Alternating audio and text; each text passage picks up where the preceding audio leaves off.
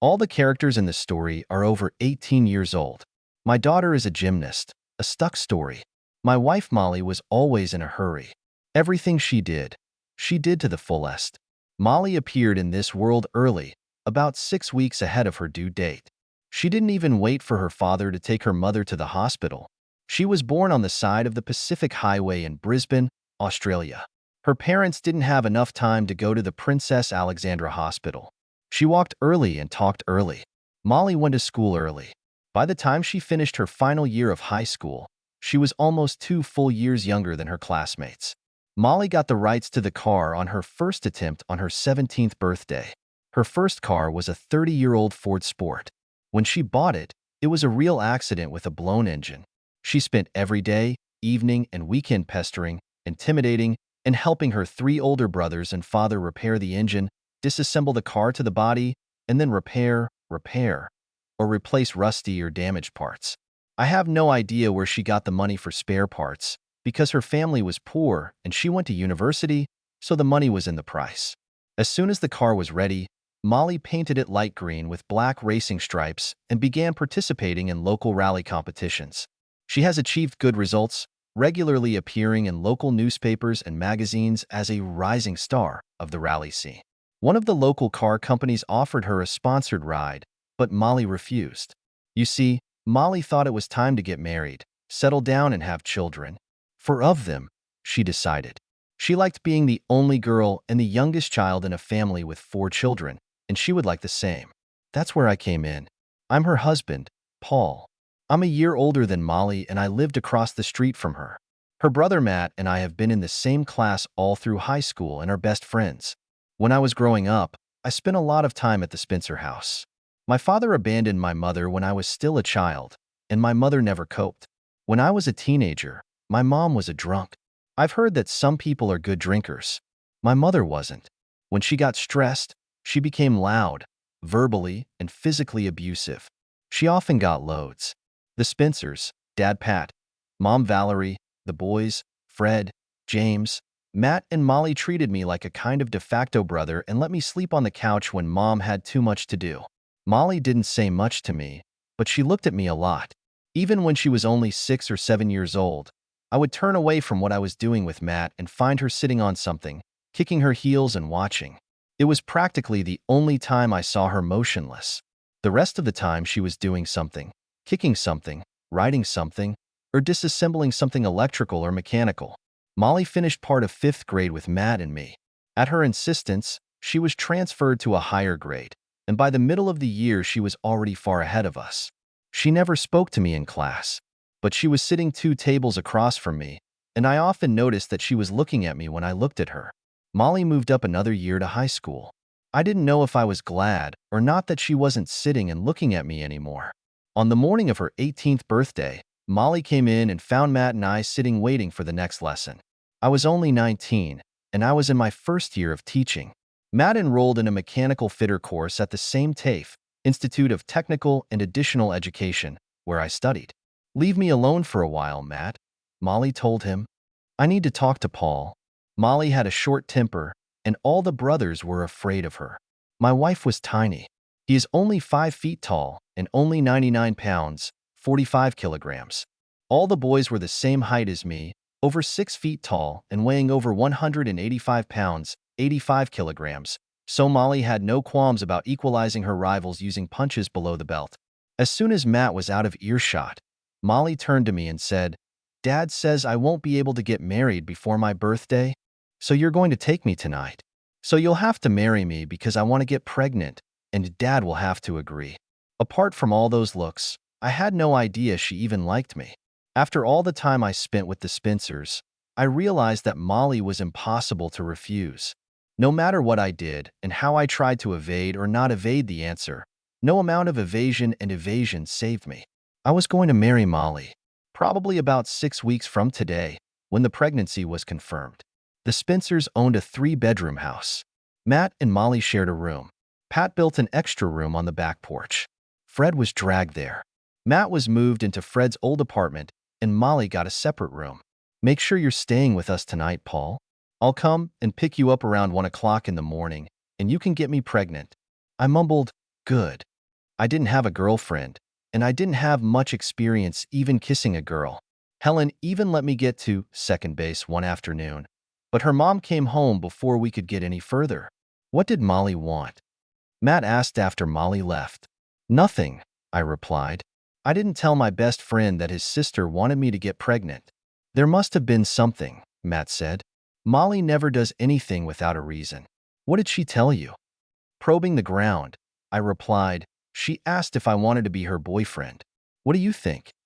Matt laughed merrily. You should marry her, and then we'll be real brothers, not close enough people. Maybe I will, I muttered. What? Are you crazy? Molly is my sister, so I love her, but she's out there somewhere, you know?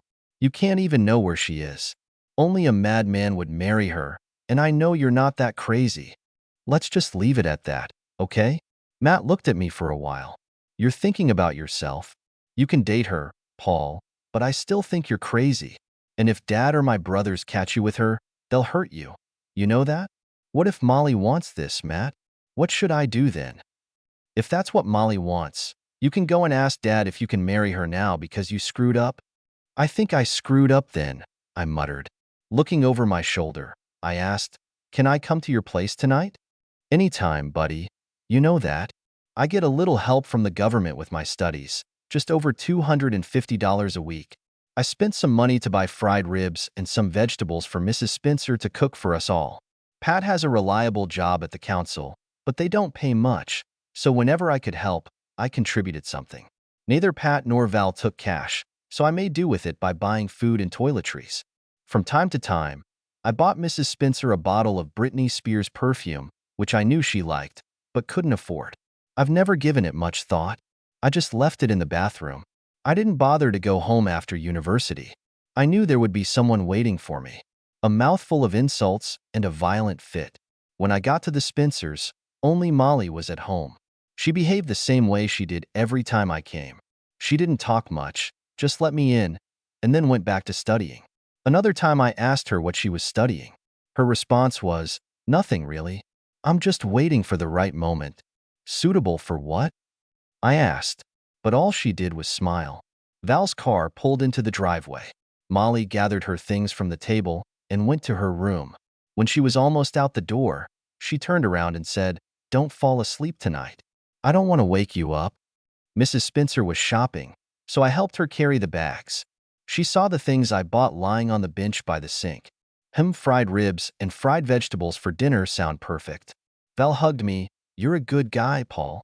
Thank you very much. She won't think I'm a good kid after Molly got her way with me, I thought.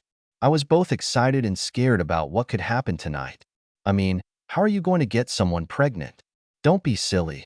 I know the theory of what to do to get a woman pregnant, although I had no practical experience. Somehow, I had to survive another 9 hours before my date with Molly. I spent it in a complex and constantly changing maelstrom of feelings, emotions, and desires. The two main ones were fear and excitement. Afraid that everything would go wrong, that we would get caught and I would lose my coveted place in their house, and that Molly was misleading me, and it was all some kind of her bad game. Mrs. Spencer asked, Paul, can you get the butter from the fridge? Fortunately, James came out of the bathroom and grabbed him on the way. It was a working day in the morning, so we all went to bed early in the evening. I lay there, awake, both dreading and waiting for Molly to show up and take me to her bed. Molly quietly crept up to the place where I was lying. Come with me, please, she whispered. I swung my feet to the floor. When I got up, Molly put some pillows on the couch and pulled the bedclothes over them. In the dark, it might have seemed to a casual, sleepy observer that I was still lying there. Trembling with fear and anticipation, I followed Molly into her room. Molly closed the door and placed a towel along the bottom of the door. The room was filled with a soft, gentle light. Molly was wearing a long robe, tightly tied at the waist. I was wearing boxers and an old t-shirt. Molly and I stood and looked at each other. I didn't know what to do. Should I have taken the first step? Shouldn't I have asked permission first? Paul, do you want to experiment with me? I nodded. In shameful embarrassment, I dropped Molly on the floor and turned away. I was just about to go home. I was so ashamed. I'm sorry, Molly, I muttered. blushing and almost in tears.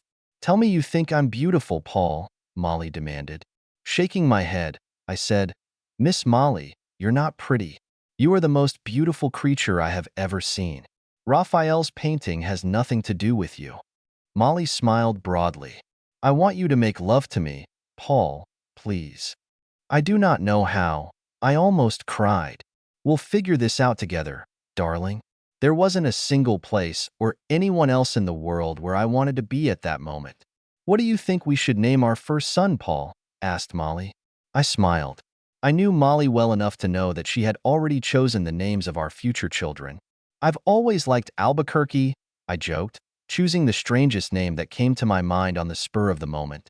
"Your need to make jokes at the worst of times can be very sweet, Paul, but not now," Molly chided me.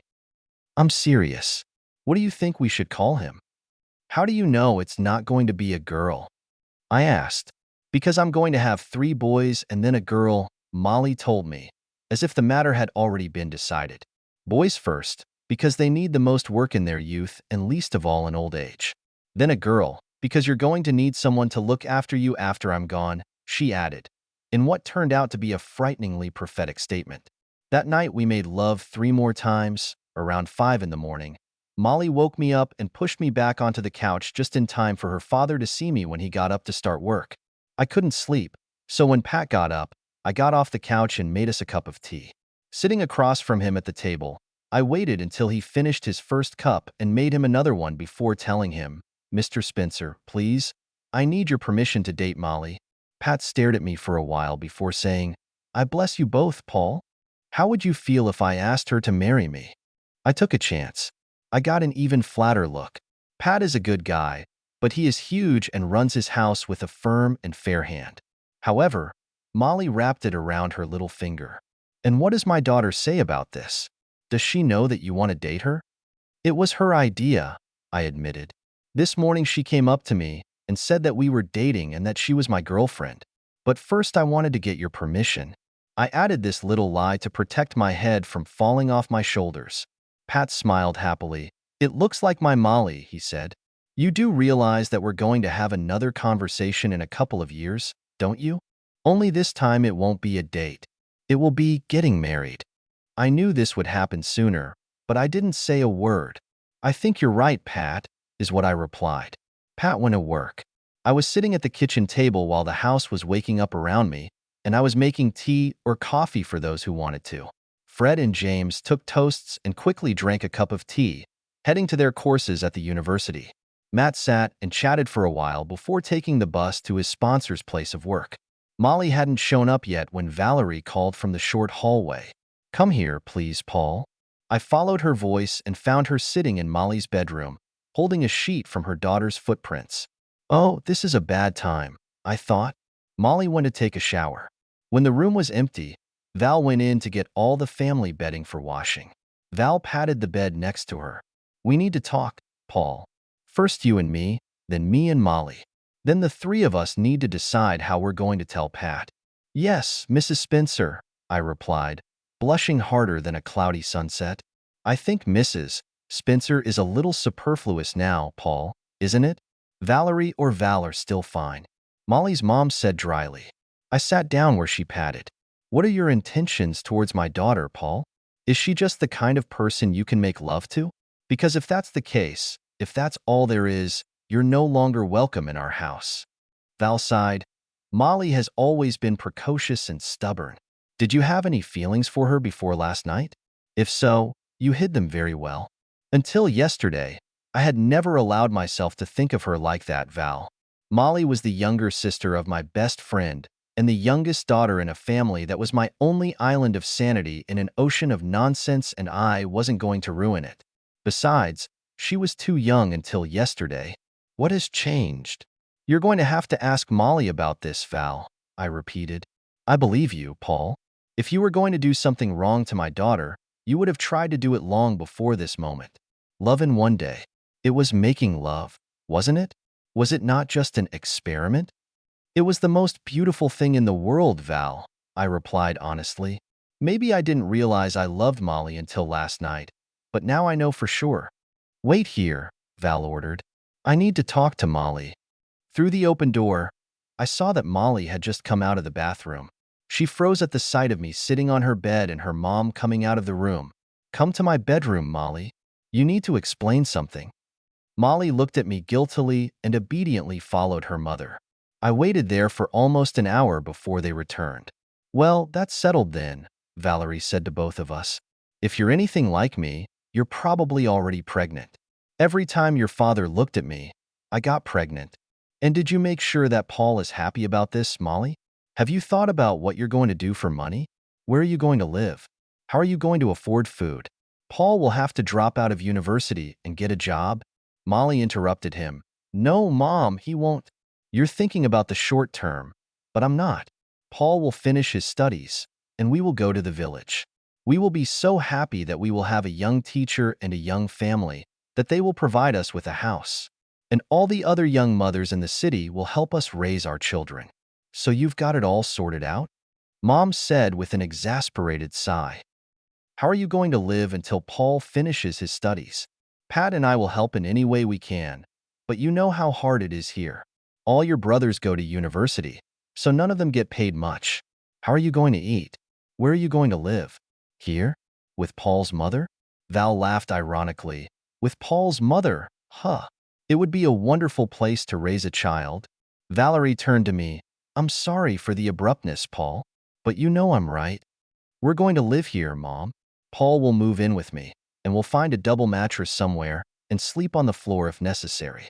The baby can sleep in my old crib, which you never got rid of, and it's still in the garage. Everything will be fine. We can handle it. And live on a pension? Or do you expect Pat and me to support all three of them? You know how your father feels about Social Security. No, I'm going to work so that Paul can finish his studies. You worked until the week you gave birth to Fred, and it's the same with James. You said so. I can do the same. What will you do? I do not know what I can achieve by doing everything necessary. We'll do it, Mom, with or without your help.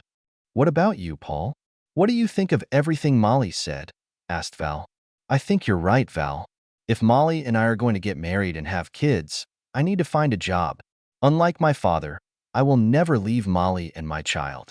I'm here for a long time, which means that I need to pluck up the courage to fulfill my duties and get a stable paid job. I also think Molly is right, Val muttered. Leaving university and getting a job is the right decision in the short term.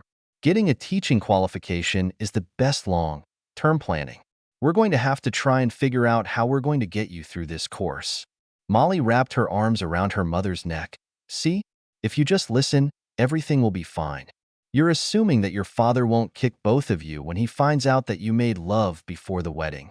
He won't, Mom, Molly told her cheerfully. He loves me too much to do that.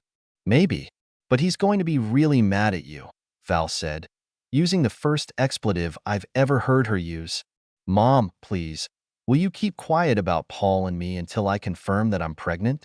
I want to surprise Dad so he'll let me marry Paul when he finds out I'm pregnant. Marrying Paul won't be a problem, Molly. Pat will demand that Paul marry you. And that's how it worked. I do not know if Molly got pregnant that first night, but a pregnancy test confirmed that Molly is pregnant. After that first awkward night, we did it pretty well. Molly loved to experiment, so we tried everything. 21 days after our first night together, Molly called me into her bedroom when I came to her house and showed me the results of her pregnancy test. 2 blue lines. She was with a child. We told Val first when she got home. Okay, now the hard part begins. Tell your father. Let's hope he's in a good mood today. Molly and I sat holding hands on the couch and waited for Pat to come home. The brothers reacted surprisingly well to the fact that Molly and I became one. Matt handled it well from the start, but I was surprised at how happy Fred and James were. Molly is beaming and I've never seen her so happy, Paul, James told me. Just don't break her heart, otherwise you and I will have problems, you know? I won't, I promised. Good luck together, Fred said. I think you'll make a nice couple. But if you break her heart, do you understand? I know, I replied. I didn't know how they would react when they found out that Molly got pregnant from me. I thought it would depend on how Pat handled it. A lot depended on how well Molly had fooled Pat. To the complete shock of Val, Molly and me Pat was completely calm when we told him that Molly was pregnant. Pat took a couple of very deep breaths and then turned to me. "That's why you asked me if you could date Molly, Paul. Isn't that right?" "Yes, sir," I replied. "Are you planning to marry my daughter?" "Yes, sir. As soon as you let us. Molly is old enough not to need my permission. You know that." "Yes, sir, but we still want it. And if I refuse to give it, then we'll be very sad, especially Molly, but we'll get married anyway." "That's all I wanted to hear, Paul. Do you love my daughter?" "Yes, Pat, I think it's always been that way, but I wouldn't let myself think that because she was too young." "Then you have my permission and my blessing. Once you're married, you can move into Molly's bedroom with her. I take it you're leaving the university and going to work? If you want, can I see if I have anything on the board?" "No, Dad," Molly answered for me. "I want Paul to get a degree. It will be difficult, but together we can do it. It will be much better in the long run. I'm going to drop out of the course and find a job.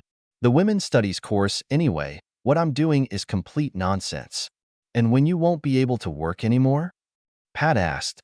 Molly smiled. "I've decided everything. I'm having a baby during the holidays at the end of the semester. Paul will be able to work part-time during the holidays, and by the time he has to return to university, I will be ready to work again. Mom is not working, and she will look after the child while I am at work and Paul is studying at the university. The rest of the time, either Paul or I will be at home." "If only life were that simple, my girl," Pat growled. "But it happened. That's exactly how it worked. Molly had our first child a week after the end of the academic year at the university. She worked until the night before Patrick was born. That evening, when she finished her shift at the supermarket, she said goodbye to everyone. "Where are you going?" they asked. "I'm having my first baby tomorrow," she replied with a huge belly. They all laughed, and the older women told her that it didn't happen that way, but it worked. Patrick was born at 10:57 a.m. the next day. Everyone except Molly, of course, called Patrick. I don't think he was like his grandfather Patrick was, but it seemed to fit with the fact that we all lived together in those first 3 years. Our second, Tommy, was born almost exactly 1 year after Patrick. I suspected that Molly was expecting him the same day, but she didn't have enough time. Robert, or Robbie, as everyone called him, appeared 14 months later. By that time, I had already received my degree. As Molly decided, we moved to Agatella, where I took up a teaching position. Part of the deal was housing in the school building, so Molly, the boys, and I finally got our own place. Pat and Val went to visit us as often as they could, and during the school holidays we returned to them. Molly and I have been trying to have a fourth child, but so far without success. It took almost 2 years before Molly triumphantly announced that she was pregnant again, and it would be a girl. Unfortunately, doctors have identified an abnormal growth of Molly's right kidney. Additional tests were performed, confirming that the growth was malignant and extremely virulent. It had already spread through Molly's liver and into her left lung. The only way to save Molly was to terminate the pregnancy and undergo intensive chemotherapy. I was torn apart. "If you don't do it now and start immediate treatment, you're going to lose the baby anyway," the specialist told us. Unfortunately, given how fast this cancer is spreading, without chemotherapy, your chances of surviving and giving birth are almost zero. "You obviously don't know me," Molly informed him furiously. Molly stood up and grabbed my arm. "Come on, Paul. We're getting out of here." She pulled me out of the seat and dragged me to our car. "I will live to see the birth of our daughter and calm down. Don't grieve, because I promise that we will be together again. Now tell me that you believe me." With my voice and broken heart, I nodded my head and said, "I believe you, my love. I still like it, you know? My love, it makes me feel like I'm your whole world." "Yes," I replied. Molly gave birth to our daughter in the afternoon sun on Friday. The nurse washed the baby and put it with Molly. Molly was on oxygen and sedation, the maximum that the anesthesiologist dared to give her without endangering our child.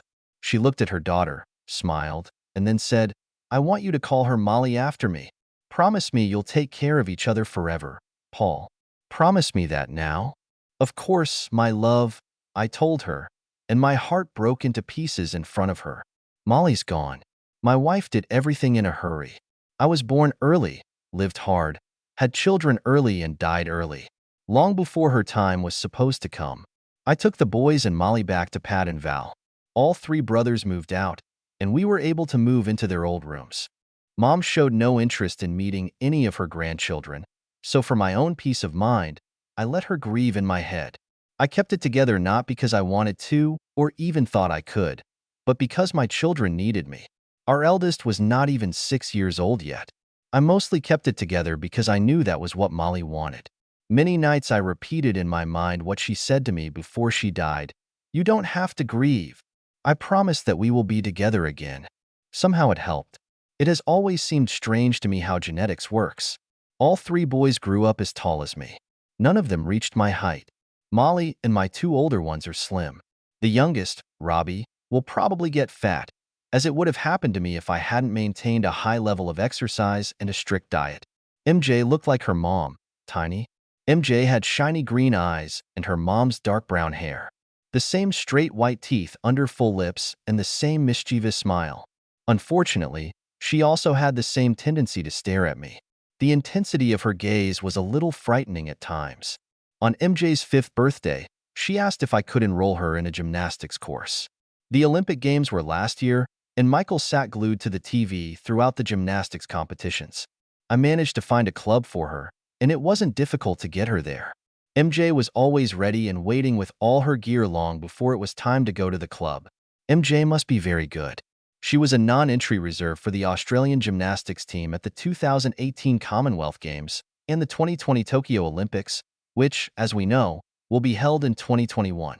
She was only 14 years old in 2018, but even so, missing the home Commonwealth Games by such a small margin must have been painful.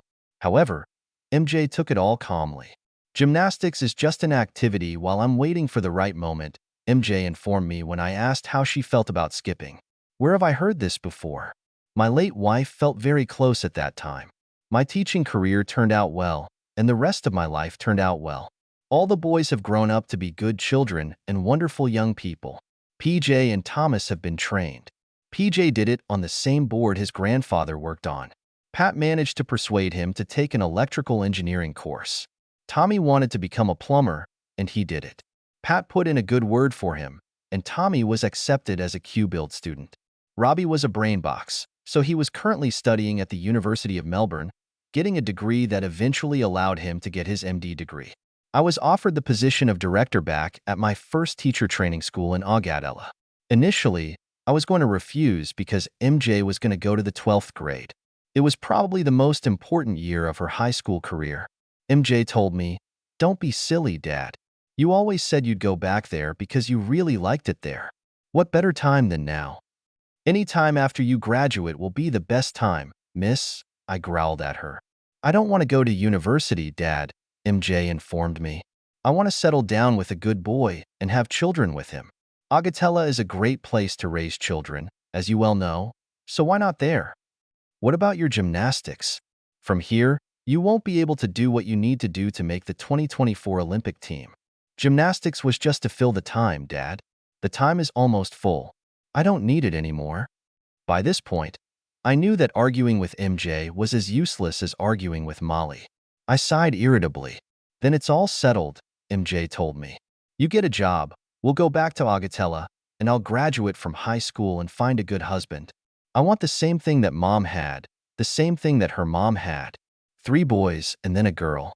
With my hands in the air, I opened my email and sent a confirmation request saying that I could start in the new semester in about 4 weeks and about a week after Molly's 18th birthday.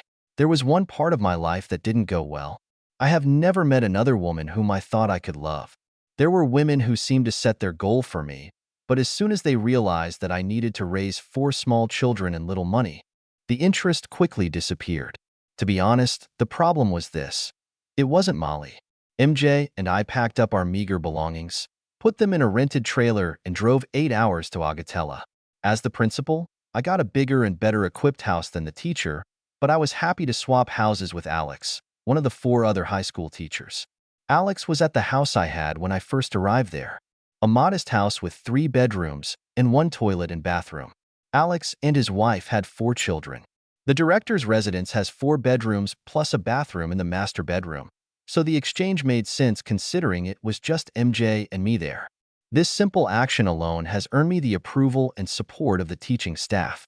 Molly Jr. modestly celebrated her 18th birthday in Brisbane. She invited some of her closest friends to Pat and Val's for a barbecue and a few drinks. It was a surprisingly quiet affair. There were only 6 of us, plus MJ, Pat, Val, her 2 brothers, Robbie couldn't go, and me. Only 2 of MJ's guests were boys. Her friends' boyfriends.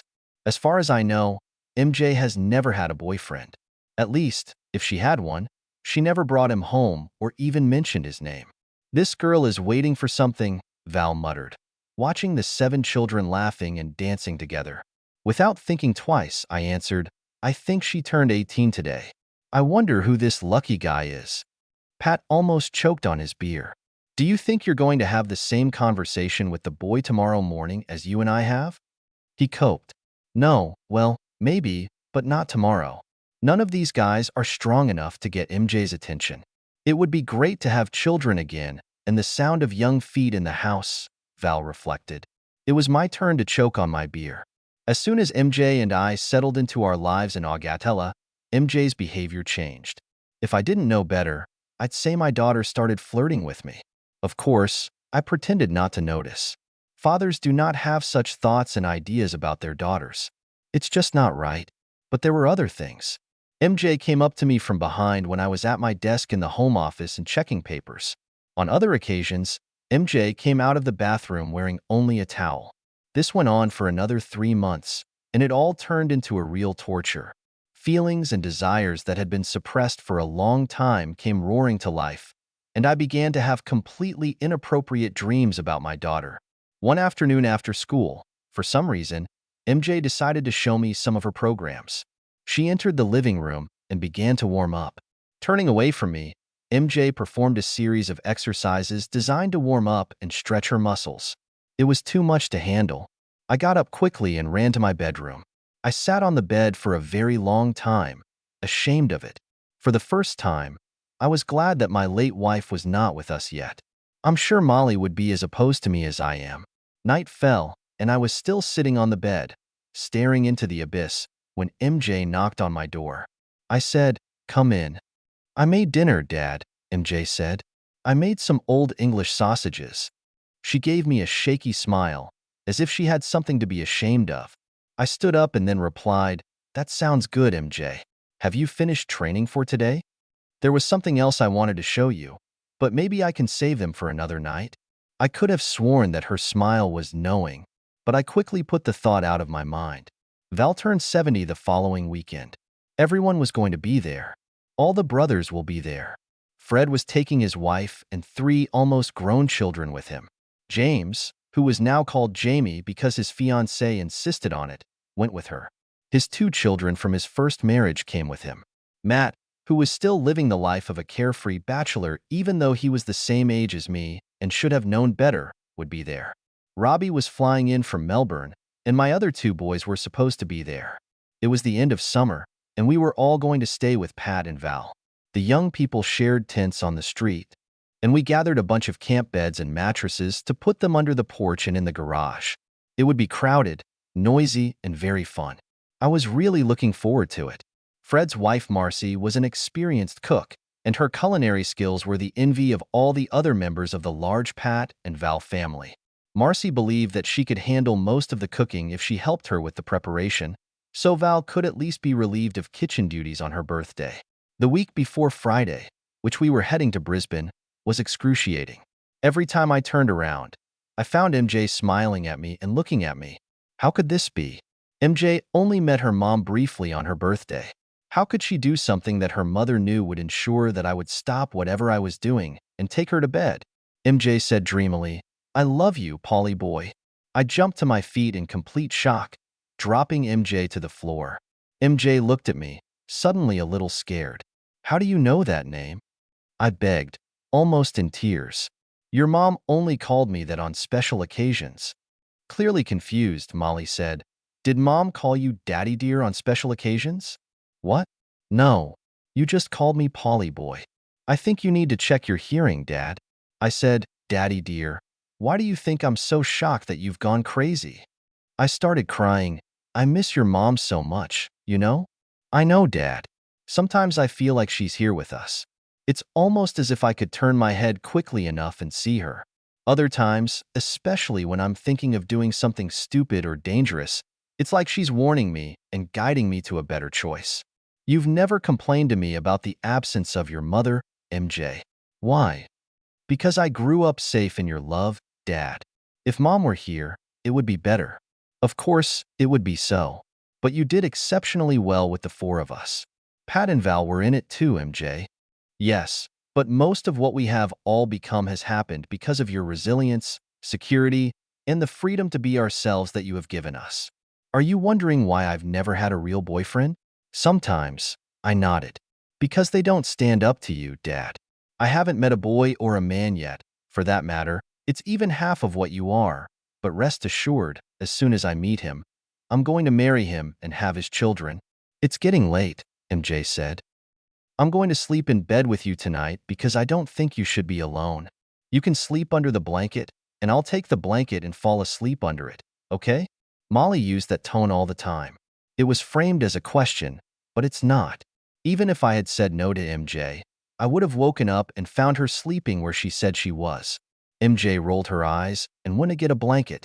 I lay awake for a very long time. It was already 3 o'clock in the morning when I finally dozed off and immediately began to dream. It was like I was floating in an endless white cloud. Drifting happily, I heard a voice calling me. Polly, Polly, I'm here. Where are you? I would have recognized that voice underwater and behind a concrete wall. Approaching Molly's voice, the clouds parted, and I looked at my wife on the hilltop under the rays of the late summer sun. Molly hasn't changed a bit since we were together. It was my Molly, looking as beautiful as she had on our first night of lovers. In my dream, I picked her up in my arms. It was so real that I could feel her presence. I miss you so much, my love, I told her. I can't do this anymore. It's very hard for me without you. My love, I still love how you call me that, Polly boy. Our time will come together again, but not now. You need to see the boys fully mature and see MJ get married and meet her first child before you can do that. Join me. I wanted to object, but it was Molly. I could never refuse her. I nodded. Of course, my love. If that's the way it should be, then I'll do it. Molly smiled at me with her beautiful smile. I knew I was dreaming, but it seemed so real, especially when Molly got that look. It was very early when I woke up again. The sun rose and illuminated the room with a soft light. MJ was still sleeping on her side, a little away from me, so I could slip out of bed without waking her up. I stood and looked at my beautiful daughter. In such a dream, she looked so sweet and innocent, and my heart was filled with love for her. A breeze blew softly through the open window and parted the curtains for a moment. Val's birthday was on Friday night, so those of us who were already there had dinner together. Marcy was cooking. Val's party took place the next evening, when everyone who could attend arrived. It was a riotous event, with a lot of alcohol consumed, an abundance of food, laughter, and jokes. Pat and Val invited all their immediate neighbors to celebrate with them, so there were no complaints about noise or other neighborhood problems. When the last of the revelers calmed down and fell asleep, it was almost dawn. The next morning, all of Val's grandchildren invited her to a planned breakfast. Pat gathered the rest of the family and took them fishing. Neither Molly Jr. nor I liked fishing, so somehow we were left alone in Pat and Val's house. Aren't you going to have breakfast with Val? I asked. No, MJ replied. I'll take Grandma to lunch another time. I just needed a break from the noise. Now that we're used to just you and me, it's too much, isn't it, baby? Of course, MJ replied. I drank a little too much last night and felt a little queasy and had a headache. I'm going to take a nap, MJ, I told her. Are you going to be alone for a while? Of course, Dad, MJ replied. I could do some exercises to get rid of alcohol, okay? I went and lay down on MJ's old bed. Molly and I realized our love for each other in the same bed. I do not know how long it took before I was woken up by the sound of something breaking. Getting out of bed, I searched for the cause of the sound. I found MJ in the living room. She rolled across the living room floor, but miscalculated the distance, and her right foot crashed into the wall, broke through it, and got stuck. Her head was somehow stuck behind the couch. My daughter was standing on her left leg. Her right leg was stretched over her head and stuck in the hole that her kick had formed. Strangely enough, MJ didn't call for help, but just tried to get out, but she got stuck pretty quickly. I took advantage of the moment and we made love. I was immediately struck by shame. I just ruined my daughter. What if I had made my daughter pregnant? What would Molly do to me if she were alive and found out about this? I thought. I abruptly pushed my foot back so that MJ fell behind the couch and flew back into the bedroom. I wanted to pray that MJ wouldn't be able to recover in time. The lock on the bathroom door hasn't worked since I was a kid, and it stayed that way. Thinking deeply about my betrayal and suffering from the pangs of guilt, I did not notice how the bathroom door opened or how MJ slipped inside. The first time I noticed her was when she opened the shower curtain and came into the shower with me. Shocked, I said, "MJ, what are you doing?" "It's okay, Daddy," MJ said. "I wanted you to find me. I wanted you to be my first lover. No one I've ever met can compare to this, and I want it to be that way. That's why I pretended to be stuck." "This is wrong, MJ," I said, "even if that's what Mom wanted. You can't know what your mother wanted, MJ." She left me a diary in which she described all her hopes and desires for me. In the diary, she asked, "No, she demanded that I look after you. Took care of all your needs until it was time for you to join her. I love you, MJ. What we're doing is so wrong, but I'm yours until your mother calls me to her. I love you too, Daddy. Stop worrying. They don't have to worry about what others don't know." I found my phone and checked the time. There is still a lot of time before everyone returns. Can we do something in time? After collecting our clothes and all the bedding, I ran them through the laundry and put them in the dryer. When they were dry, I made our bed. To make sure, I carefully examined the room in the living room. Satisfied with the lack of evidence of our wrongdoing, I was finally able to take a nap, which I needed so much. I woke up to laughter and loud conversations. The whole family is back. Yawning, I wandered into the outdoor entertainment area, where everyone was drinking and snacking. MJ acted as a presenter and made sure that hot pies and pies were distributed to everyone, as well as that everyone drank. I noticed that she continued to look cautiously at the guy PJ had brought home with him. "Hi, Dad. It's nice to see that you finally came back alive," PJ said with a laugh. "Do you remember Luke when I was in school?" I vaguely remembered a skinny guy named Luke, who PJ used to hang out with when we all lived here. But this guy was a man. A real man. He was tall, with a big bushy beard, deep-set eyes, and a gruff voice. "Hello, Mr. Johnson. It's been a long time," Luke said. "Hi, Luke. There's nothing wrong with Paul." Luke turned and saw MJ bending down to pick up some paper cups that had inadvertently fallen on the grass. Later, I cornered Pat and Val away from everyone else. "Do you remember when Molly turned 18, when you wondered if I would be having the same conversation with the MJ person that you and I were having?" They both nodded. I cautiously pointed my head towards the hatch. "Tomorrow morning, and with him, I think." Pat and Val turned to Luke. Luke was so engrossed in talking to MJ that he didn't notice how we were all looking at him. Despite his appearance, Luke works as a civil engineer. There are rumors that he will enter politics in the next election. "MJ could have done a lot worse," Pat muttered. Val intervened, however. "He is 6 years older than MJ. At her age, that's a lot. 6 years older physically and about 10 years younger in terms of maturity," I replied. "Look at your granddaughter. Do you think he has any chance?" Molly Jr. was standing right in front of Luke and chatting with him. Her eyes were wide open. Luke said that MJ even grinned because of a bad joke. Val shook her head. "No chance." I got up early the next day, and indeed, the half of the bed where MJ was lying was empty. Early in the morning, I made myself a cup of tea and sat down at the table, sipping it. Around 6 in the morning, MJ sneaked inside. Noticing that I was sitting at the table, MJ blushed, but tried to hide it by saying, "Good morning, Daddy. You're up early." I couldn't sleep, so I got up to meet the sunrise. "Never lie to me, MJ," I replied. "I bless you and Luke." MJ gasped. "How did you know?" I laughed happily. "Because your mom and I did pretty much the same thing when your mom was your age." MJ, at least, looked a little embarrassed. "He's so gorgeous, Daddy. I will marry him," and I will have many children. Maybe I'll even have 6, 2 more than you and Mom have. Go get your man, MJ. We need to talk to him. Aren't you jealous, Daddy?